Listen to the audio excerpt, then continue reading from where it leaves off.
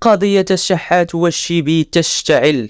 بعد طول انتظار وترقب، أخيرا السفارة المغربية تتدخل رسميا، وهذه هي العقوبة السجنية التي تنتظر اللاعب المصري. ولكن قبل الدخول في التفاصيل، لا تنسى عزيزي المشاهد الإعجاب بهذا الفيديو والاشتراك في القناة ليصلك كل جديد.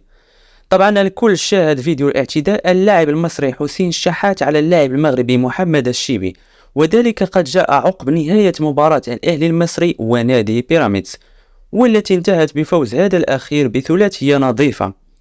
وعلى إثر ذلك وضع اللاعب المغربي محمد الشيبي شكوى لدى النيابة العامة في مصر، وقام برفع قضية جنائية ضد اللاعب المصري بالاستعانة بمحامي عينته السفارة المغربية في مصر خصيصا لهذه القضية.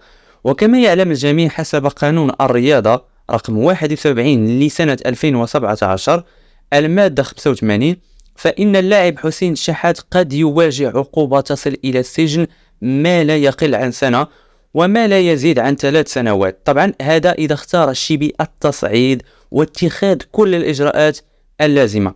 طبعا نتمنى أن ينال هذا اللاعب غير الخلوق والمتعصب جزاء، لكي يكون عبرة لكل من يسب الدين ويعتدي على ضيف أجنبي عنده في بلده.